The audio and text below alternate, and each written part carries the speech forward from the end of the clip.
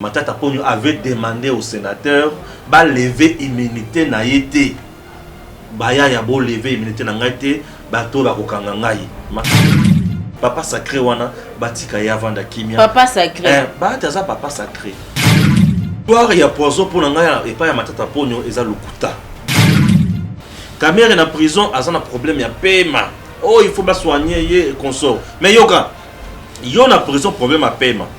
Union sacrée, caméra saléliste, il faut que le ministre.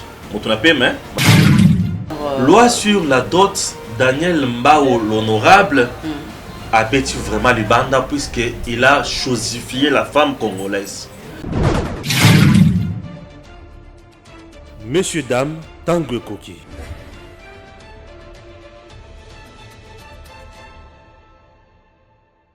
Voilà, merci beaucoup Nabino Mabozul Boko qu'on a besoin de mon lelo mbote na mabota na bino nyoso sika et soit mi bino lelo to kobete na bino masolo to kosala analyse ya actualité nyoso bimaki na semaine lelo parce que il faut qu'on se le dise na RDC actualité politique et bimaka chaque jour ya ndenge na ndenge donc oyo rataki actualité ya semaine en tout cas lelo occasion yango en tout cas fanda pina très bien na kiti na yo Hollanda.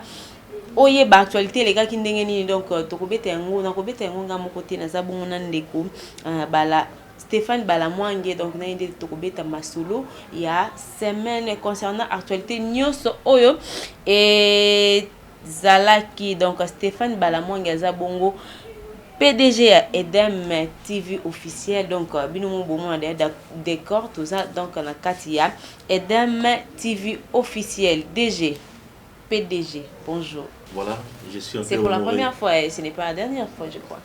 Non, ce qui a le la dernière fois, c'est que tu soignes.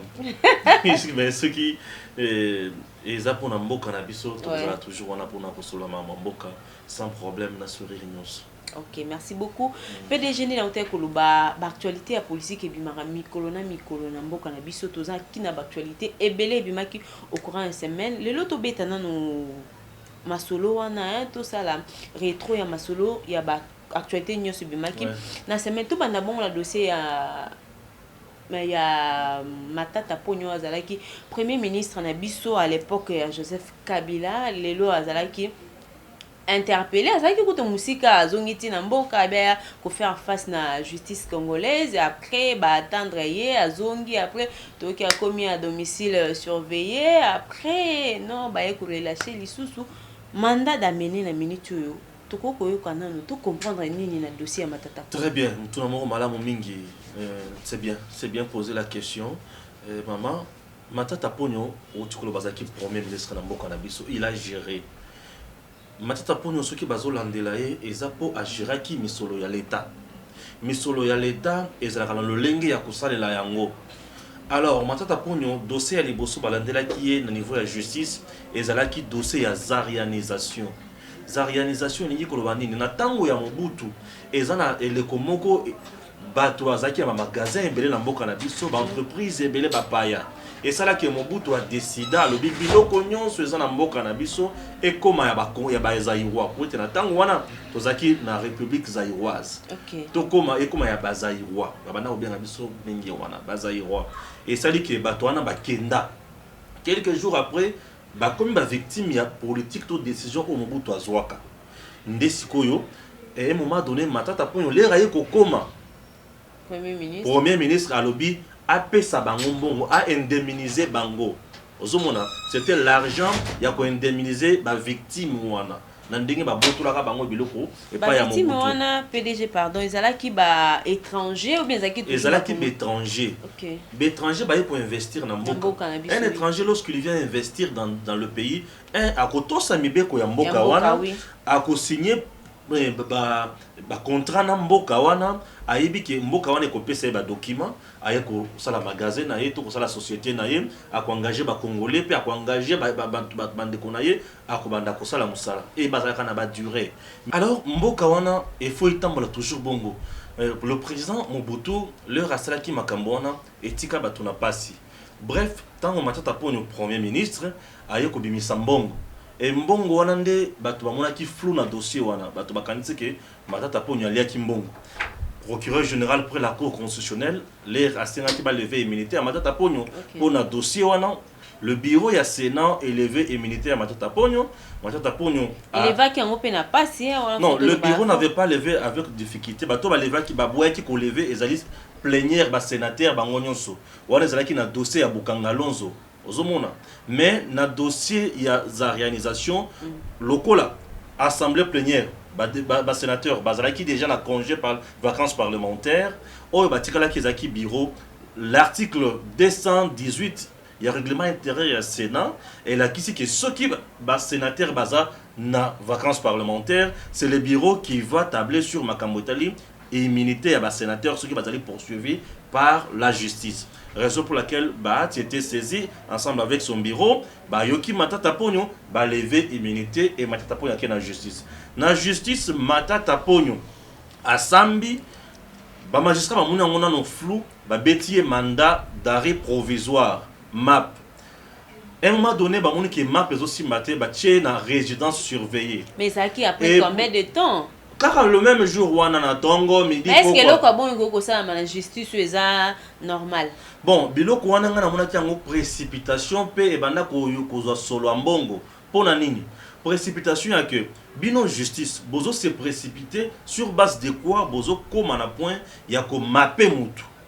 Et à un moment donné, bon longoli map wana botier résidence surveillée et au finish bon libéré. Ça veut dire que e banaki kozala solo ya mbongo place wana.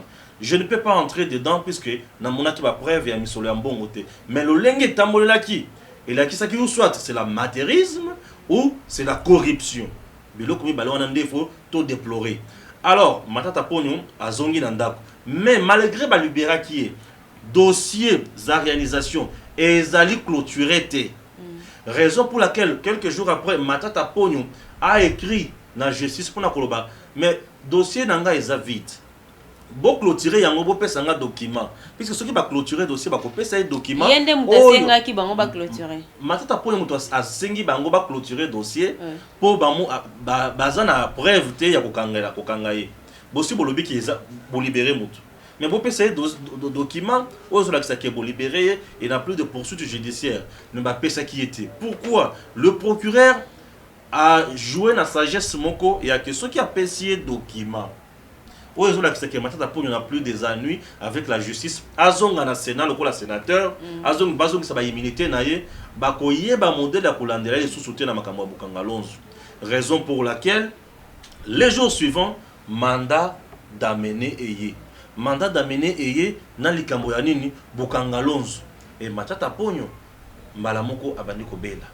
Mais tu as dit que batinde la rappel mutu mandat d'amener ceux qui déjà batinde lié ba convocation ezaka deux fois ceux qui muta se présenter tende à ce moment là de ba c'est déjà depuis le lundi batinde là qui est déjà invitation pour Aya. Matata Pogno a refusé. Le soir na moyi nango à lobby que il est empoisonné. Mais de ko Stéphane yo moko wana lobby atinda ki lettre pour que ba clôturer dossier. Est-ce que bah on tient sous invitation qui est kuna ko boya vraiment? Matata Pogno était prétentieux. Dossier eza yo mutoko senga ba clôturer yango te. C'est la justice qui devrait elle-même constater cela. Non mais moto toujours anglais kamonini.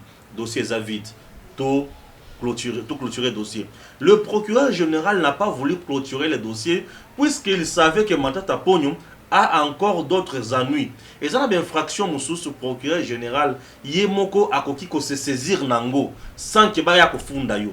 Likambo salemi amoni nakanga mutoyo. Makambo na koloba ngona likambo ya Jakinda. Donc c'est raison pour laquelle le procureur a moni bien fraction et zanano il y a détournement ya ba deniers publics na dossier Bukanga Lonzo madame une affaire de 200 et quelques millions et ibama bazotanga matata kaka na kati kuna pe aza yemo côté baya basamba lokola longwaka na Conakry aye na Congo pona ko samba asamba ke abanda kuluka échappatoire entre temps ba avocat na ye oh il faut que na poto ko zo ba soins médicaux pour aza na poison makambo moko boya muyibi ya lokutana kokima ezokota kaka na poison wana on dirait za histoire moko eza fausse selon yo histoire ya poison pona ngaya et pas ya Matata Pogno eza lokuta pona nini ozomona politicien na biso nazo banda na politicien moko oyibi Doli Makambo oui Doli Makambo oya bomisaka médecin moko boy awo Doli Makambo Bachaye kaka na prison, condamné à 10 ans de prison, Nandolo. Quelques jours après, Doli Makambo Komi Olobanini, Abela Kamotema, il faut bâtir na porteur qui ne se soigner. Quelques jours après, Mikolo Ebele, Eleki Bakangi Kamere. Kamere na prison, a un problème, il y a paiement. Oh, il faut pas soigner, et consort. Mais yoka, yon a prison, problème à paiement. Et yon sa créé, Kamere a salé liste, il faut pas que base à la ministre. Moto na paiement, maladie à paiement. Tema groupe a fandi na ya opesa ka ba kuma mutu. Moto maladie na paiement manda koloba lisusu. Moto na paiement maladie à paiement, il faut ça déjà na ba biloko ebele belé na monokoto na zolo. Ba biloko mais ça na paiement lobi kana yeza mabe. Bon moto akaya mabe ko banda koloba lisusu. Quelques jours après a nommé Bidi Kambale, secrétaire général de l'INC. Ce sont des faussetés. Nos politiciens bakokaka prison te obi pona nini? Bakokaka prison te po bâtir prison na ba condition ya mabe. Na prison na biso soki okomi kuna madame okukuta bato ba vimba makolo. Okukuta bato ba vimba mabum. Bato bazalaka bien na prison eza bato bazala bandeko na bango libanda. Notre prison eza bato bazala na ba condition ya mabe. Bazolia mabe. Ba toilette ya mabe, les maladies des mains sales, tout ça. Il y a Kinshasa soki eza bongo. Bongo kita na ba prison ya babandundu. Kita na ba prison ya espace Katanga. Bati on a kasa. Oyo ke lingi ya prison. Donc oyo ka passe au travail. Mais bango ka passe parce que bazara bazora ba chambre na bango aza bon on a lui chambre na ela. Aza bien. C'est ça que je dis, les politiciens eux bango baza bien. Na prison malgré ba restreindre liberté naie, mais lui est là-bas. Amoni qui aza toujours à l'aise, il se porte toujours bien. Amoni qui a kokende na liboso, azolia azomela azola la bien, mais ba congolais ya moko o ba yebana te. Aussi le congolais ya moko yebana kuna te, bazolo bel kamona na télévision que azana prison kana ya santé eza mabe, ba me na soins appropriés kaka ba politicien. C'est dommage, c'est ce que moi j'ai toujours dénoncé. Toi qui lisusu matata ponyo, ba mona ki ekota maluko, ndera zo luka kima. Dossier ko kima wana ndena yoki yango lisusu ki matata ponyo za na posa ko kima. Ko kima na politicien. Ko kima ndenge nini mutayaki yemo. Ayaki yemo ko na volonté na yepo na ko samba n'est-ce pas? Mais jour oyo a telemaka na assemblée plénière, il y a ba sénateur. Matata ponyo avait demandé au sénateur ba lever immunité na yete. Baya ya bo lever immunité na ngate bato ba kokanga ngai matata ponyo wana za arrogance.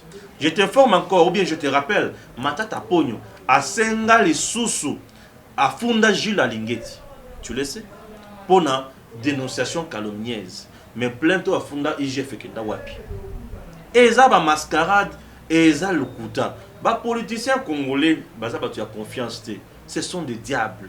Moi je l'ai toujours dit comme ça.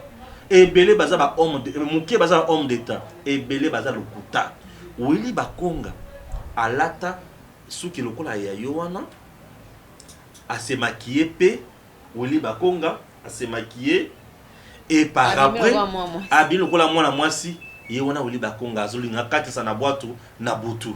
Vous trouvez ça normal madame? Mais bandeko mingi pe balobi que dossier matata ponyo za mwa ezo bangisa bakondi.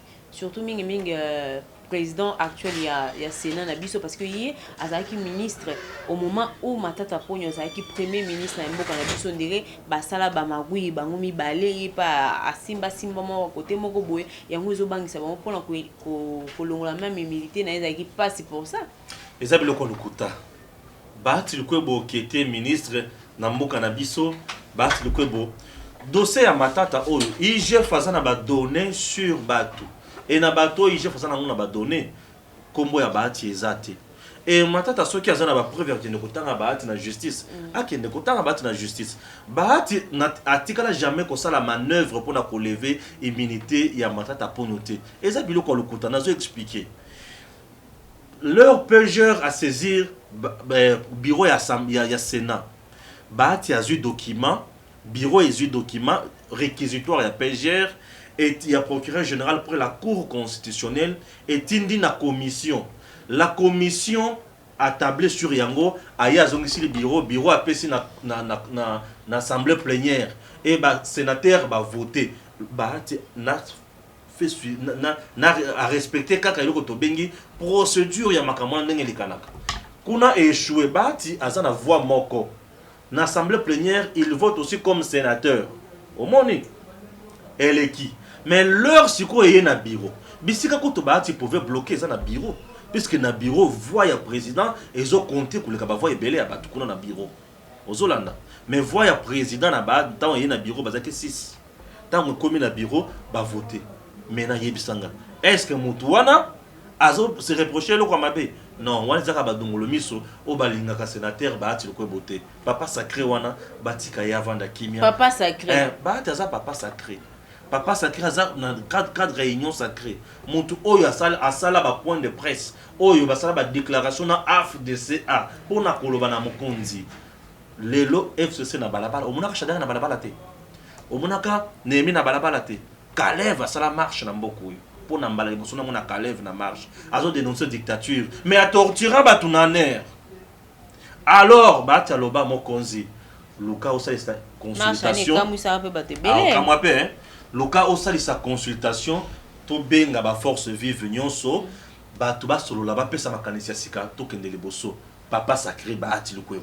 A pesi makanisi. Mon konzaki na est, a kutay na ba ati lisusu.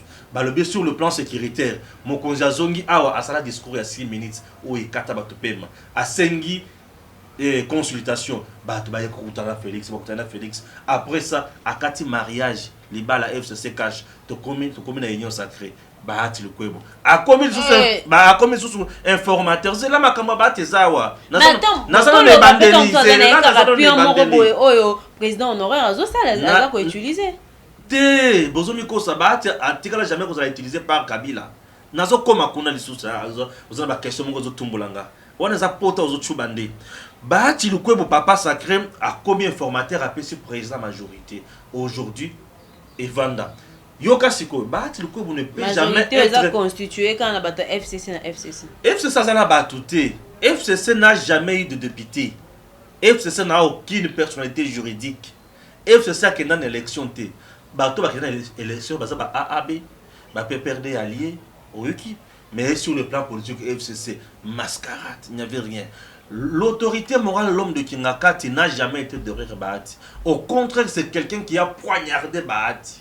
Bon, émission la biso que double AFDC na AFDCA bazwa quartier latin ya mopa o mokonzi ba pesa c'est ndi le cœur wana makamano yebite expliquer biso to comprendre expliquer biso za clair nene nkulu mwana o baati ya format abimisa na kati ya AFDC mais nene nkulu akomaki pré autorité morale ya AFDCA c'est ndi le cœur babimisa ba pesa na baba ya Chokoro pe ya sonam Steve Mbikai ba pesi bango ba komi wana ba président ba sala biloko ya lokuta na ba Nehemi ba Mova ba Shadari pona ko clouer ba ti lokwebo puisqu'il avait réclamé le perchoir ya Sénat mais loko les alaki ya nzambe na papa sacré le président ya Sénat.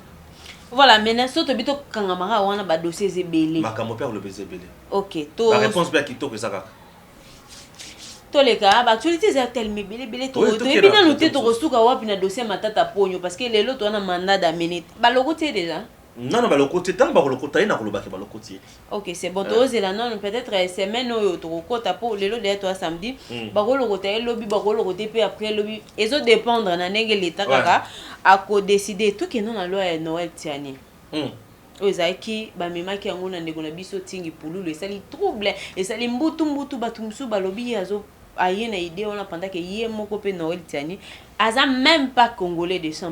Merci beaucoup Noël Tiani américain kotoyo congolais bana na ye bango nyonso baza ba américain comment ko proposer eloko bongo ba misu balobi eza Félix ndaza na sima na ye pona ko écarter Moïse Katumbi déjà ba écarta ki Vital Kamerhe bemba ko on dirait aza sous déjà na nzela te mutu moko kaka wa azalaki wana oyo peut-être toloba la muka be c'est à l'omwana merci nazo bandana loi Tiani verrouillage eloko suka pona mboka na biso verrouillage loi Tiani eye ko bingana motuté mais loi Tiani eye ko mettre bagarre de fou ezal Congo na biso zaki le pango o ezanga ki clôture siko loi Tiani eye ko clôture pour qu'on le pango wana il faut ba yeba ki ozanani loi Tiani eye ko kabola ba congolais te mais loi Tiani eye ko pesa ba congolais mboka na bango ya solo na maboko na bango. Loi Tchani et Lobby qui est pour comme président de la République, il faut aux la Congolais de père et de mère. Stéphane Balamang de père et de mère. Pour aux la président ya Sénat Congolais de père et de mère. Aux la président ya Assemblée nationale de père et de mère. Aux la ministre, premier ministre plutôt. Aux la ministre ya intérieur, il y a défense, il y a finance, il y a justice de père et de mère. Mais si comme ce tikali oyo, aux la nengolingi. Mais aux la les sous mokonzi ya aner, mokonzi ya demiap, mokonzi na armée les sous ya likolo de père et de mère. C'est une loi qui est venue pour protéger Mboka na biso, pour infiltrer au bana ko ya kokonza biso baya les sous-souté tozala na kimia. Loi Tchani et outil pas ya Félix Tshisekedi te. Loi Tchani ezali loi pour na congolais nyonso ayeba mboka na ye ezali nini to boyi mboka ezala diriger na bato o ba na loyauté na ba mboka mususu. Ah, ozoloba Moïse Katumbi, Francis Kalombo yemoko aglikaki na Bosolo TV et pas ya mwana mboka Israël Mutombo, l'ambassadeur de la bonne gouvernance. Na lobby Francis Kalombo lobby que mama ya Moïse aza zambienne, Moïse yemoko papa na ye juif, ngai mutu na lobaki te. Kalombo yemoko mutu abomi patron na ye. Wana makambo tali bango. Mais wana ezaki tellement azalaki na kati ya lisolo ya Zambie de bimaki na muno. Nasilisa makambo na bango sia lobaki yo kokote la ete oza porte-parole na ye. Alors, siko et ça dit que loi wana eye ko kabola ekolo Congo te. Eye ko kabola ba Congolais te. Loi wana eye ko kabola mutu te. Moïse Katumbi. Mutu alobaki ki aza na passeport italien eza Félix te. Eza makambo na bango ne basala makambo na bango. Loi wana itangi Congo ya Katumbi te. Jusqu'aujourd'hui, est-ce que yoki ke basali appel à candidature pour na bato il faut ba comme ba président de la République? Est-ce que Moïse Katumbi asi abimi liboso ya bato alobi ke ngai naza candidat na déposer candidature nanga batelemeli te? Pourquoi tout le temps ka Moïse bato ya Moïse bango moko ne mutu bazo banga mutu moko te azuluka akanga bango? Félix Tshisekedi est allé aux élections en 2018. Katumbi soutenait Fayulu a été battu comme un petit enfant par le président Félix Tshisekedi. Kabila na Congo, Kabila oyo azalaki sima ya Shadari na mbongo na Minduki na nanga conseiller technique en matière électorale ya Kabila nanga oyo akenda kingakati mais nanga alobi oya gagné résultat provisoire Félix Tshisekedi Chilombo. Mais oyokaka Valate Mubaki était tanga lobaka que le vrai pion ya pouvoir azana opposition yokaka ngote. Merci. Ozomona Valentin Mubaki baza papa moko bayi bakabambula na bangote. Ozomona aza mutu moko tango mutalobi vérité comme ya ibi mbula na été. Valentin Mubaki wana yoka. Valentin Mubaki wana na kati ya UDPS. Na kati ya rassemblement. Kabila bengiye ayebise Valentin okozala président premier ministre na kati ya rassemblement. Valentin Mubaki atika baninga nyonso. Akenda na kombo ya nanite. Oh, Kabila m'a appelé pour me consulter. Bakena ba China Pullman Hotel. Avant diwana, ba ba pakolier mebo ma futa ti ba pakolier esili ba tiki wana. Lobi nango de la prison à primature. Chibal. Valentin Avandi. Ce sont des traîtres. Les gens qui ont trahi Étienne. Ce sont des traîtres. Moi je ne peux pas encourager ma traître Valentin Mubaki. Ce sont mais au moins il a dit la vérité que ce n'est pas la vérité. C'était une façon aux on a eu des pèses. Tout ça, il y a un kajosha. Koko la moninga likambo pour yobi malamu. C'est ça. Valentin a mon avis que Félix était mieux placé pour ça la makamonion sur Moutuya. Tina wapi alobaki il faut to côté là et to côté c'est diablo to baby sa réputation na ye pour bisoto to la loi Tchani. Donc la loi Tchani n'est pas là pour na kokabola ba Congolais, n'est pas là pour na écarter bateau. Non. Au Congo, nous avons plusieurs Congolais. Au Congo, nous avons les Congolais de père et de mère. Nous avons les Congolais de père et non de mère. Sassou Nguesso. Oui, Sassou Nguesso, président du Congo Brazza. Sassou Nguesso, azana bana mibale. Oyo mama na bango aza Congolais na biso ya awa. Bana na toza na nani Sassou Claudia Sassou. Claudia wana. Nam de connaître mususu bazaka ba Congolais ya awa na de par leur mère. Ba botama pe awa. Sassou abunda ko bakotisa ba na gouvernement isimba te ba yeko kota kala mingi te awa. Selon mibeko na bango kuna pe. pour baza des pères et des mères. Mais si ko batona lelo bakolo bapé, ba ko zaye pas na biso. Moi na Sassou a comme président na Congo. Non Sassou pour na président, moi na président. Congo est communé. Lipat, ya mateka ofele. Congo est communé.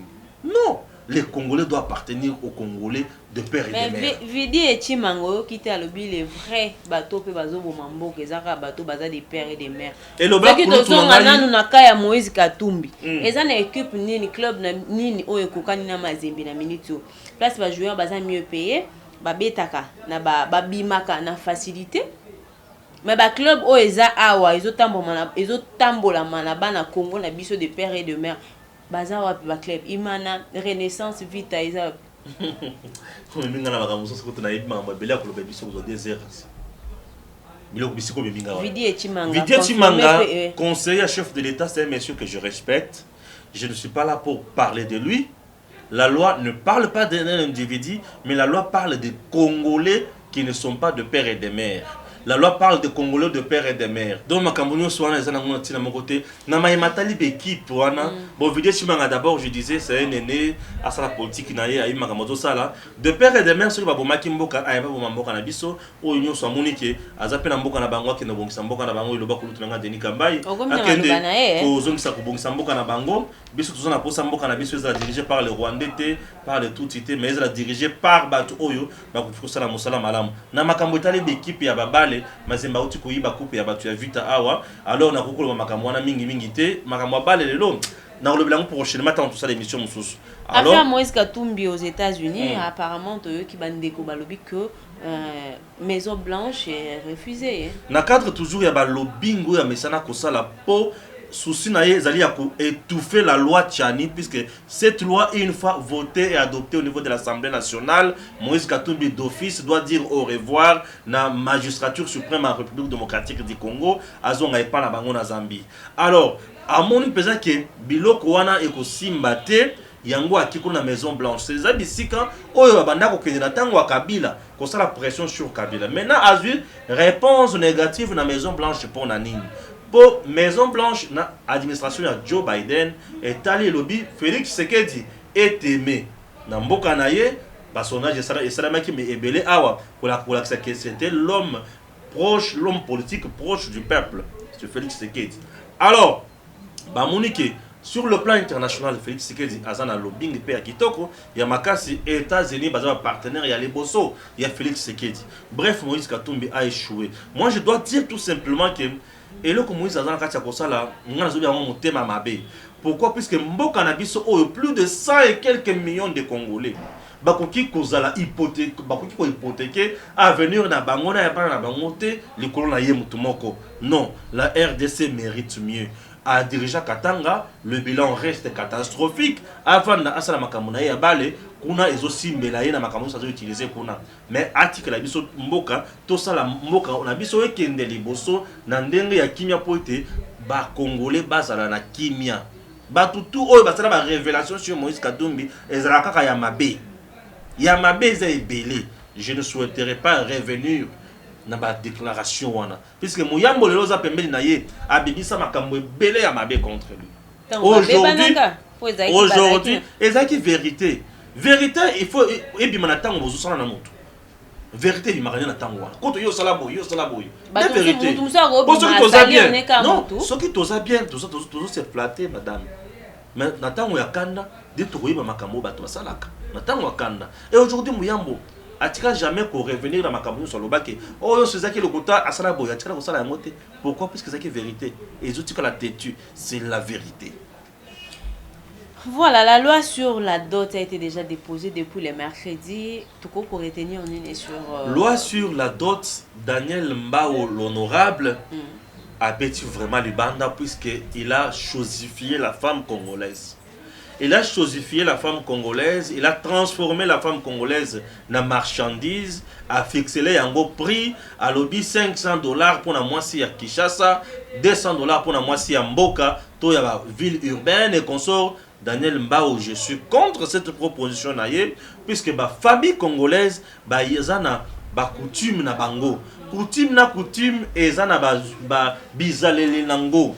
ce qui ok ko fixer ba loko makamuneti oyo na coutume par exemple ya ba ne Congo ozo lokaliwa ya bana to liwa ya basi bongo muto azana libana ya kintuidi on a ba kopesa ye combien ce sont des choses oyo ye azoye bate non qui est l'honorable député aluka ba loi mususu oya koki koloba ba papa la biso ya baluba kuna mutuna basi na yemi balebisa yo koloba na yeke ba pekisi polygamie ozo finga yeto zo sala nini non polyandrie basi na biso ya Congo moi c'est moko na mibale bisato minei eza moi pasi na basi ya mabala mais eza facile na ba fille na biso baninga na binoti te wana soki moi na balité et peut-être eza officialité eza officieuse donc azogérer moi 4 5 jeep na ye ah bien on va dire kasi wana bango ba bongo te eza ba taxi na ye bike oyo kenda kosala boyo kenda kosala te ngala za ba jeep te za ba taxi rapena na ba taxi te ata ba moto tozo beta lisolo ya Noël ya donc c'est la proposition ya Mbao oyo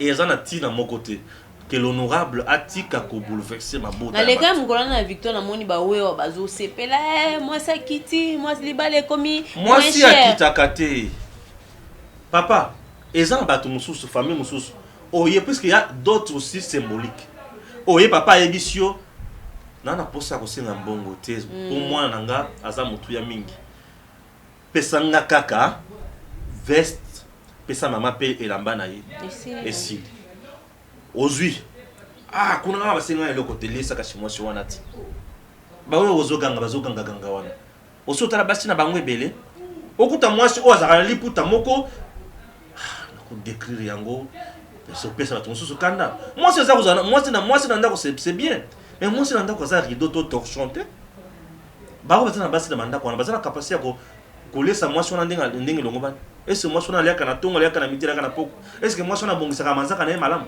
est-ce que moi sona zaka na parfum kitoko est-ce que moi sona zala kabelo ya mutu ya malunga est-ce que moi sona zala solo ya téléphone ya malunga est-ce que moi sona zala téléphone ya malunga moi je suis qui a belli à l'hôpital ya malonga après ça qu'on chloroquine na novalgine moi si wana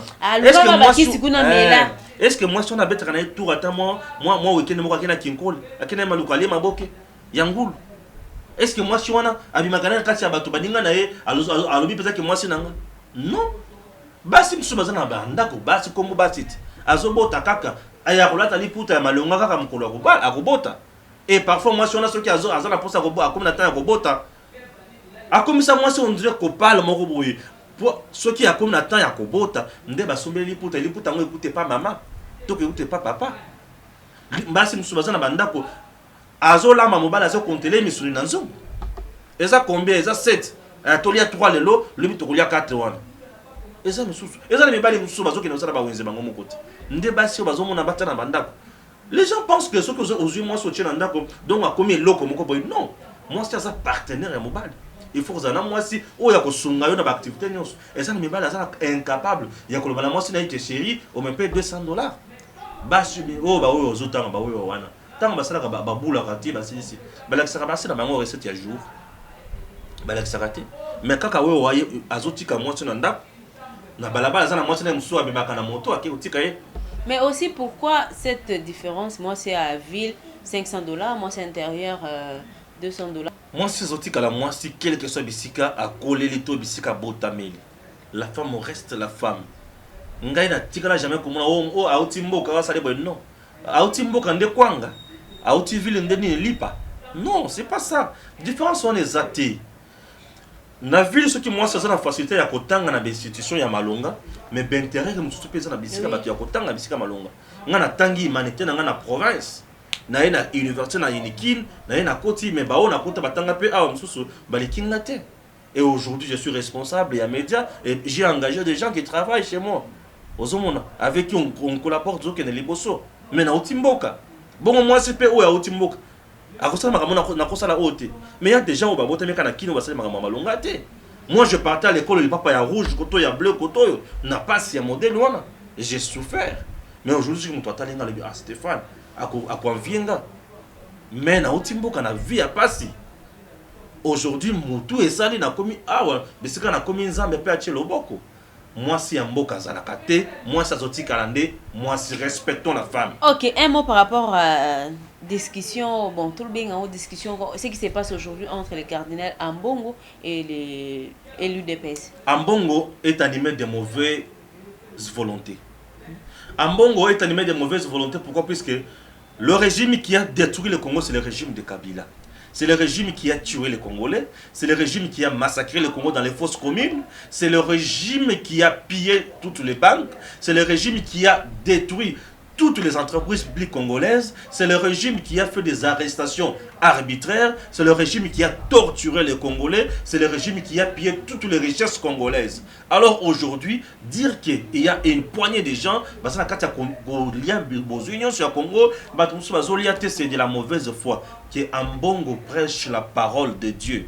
Que Ambongo forme un parti politique s'il veut faire la politique. Ambongo doit cesser de nous distraire. Ok, aujourd'hui, par rapport à on n'a pas besoin de ça. De Jakindala. Ça mérite bien l'arrestation naïe. Jakindala a cela qui va propos aux Aki Malamute, c'est l'homme Ibeko. C'est pareil, fils Mukoko Asala. C'est il y a UDPS. Mais faut que bakangaiti. Bakangaiti poani. Ngai siko na sa. Ngai siko na sani. Ngai faut que na kanga ba. Ngam tu bakangaiti Jakindala. Ngam tu bakangaiti Jakindala te. Boki donc tu na bato bazo kanga. Ceux qui bazo sala ba 2 poids 2 mesures dénoncer. Mais ceux qui bazo sala msala bango applaudissez. Jakindala a dit des choses où bato sur ngoli que ils ont une incitation à la violence et à la rébellion. Bakangié basambisi 2 ans quelques mois en prison. Où est mon problème? Il a gagné ce qu'il cherchait. Alors, fils de mon soki à l'obabongo. Mais, image, ils allaient. Qu'il ne funda pas kangaye. Augustin Kabouya soki à l'obabongo. Image, ils allaient qu'il ne porter plainte. Ne cherchez pas à se lamenter. Ceux qui ont revendiqué, va d'abord revendiquer, va d'abord porter plainte. Ceux qui ont à ce moment-là, il y a un plainte yangoyo. Bandana déposa, batakala ko kangaye. Mais aux autres, bakangaye, nanya kangaye, nanya kangisayi. Ok, médecin na biso grève donc grève sèche au bango bazolo ti lelo to ebité Stéphane lelo so robelia on a retraité. Et ça la passe mingi, batona bazana droit na bango. Oui. Le médecin baza ba congolais le kola biso. Ministre avec médecin té. Mais nga ko tuna ko ba ke médecin avec ministre. Pour médecin zo la bomo inangana ya ministre. Alors ministre bisika zali gouvernement ya ba warrior. Sama le konde tala le kambo ba médecin. C'est très important. En 2021, 2022. Comme en 2022, bon, les urgences au gouvernement zanango, mais urgence c'est pour moi yabato. Et ça tout yamingi. Et ça la urgence pour les urgences pour moi yamututé. Et ça les colons ba urgence nyonso. Trouver la solution pour le médecin. Basa la musala na bango batika constater ba hôpitaux, ba centre, ba tout basa la soigner et c'est très important. Voilà, le bayasu kapoto kabwana mokolo lelo. Nzambe abatela Congo, Nzambe azala na biso nyonso, surtout Nzambe abatela Félix Tshisekedi Tshilombo, Nzambe abatela Bahati Lukwebo, Nzambe pe abatela Edem TV, sans oublier Bobette. Merci. Tokutani mbala esima bye. Merci.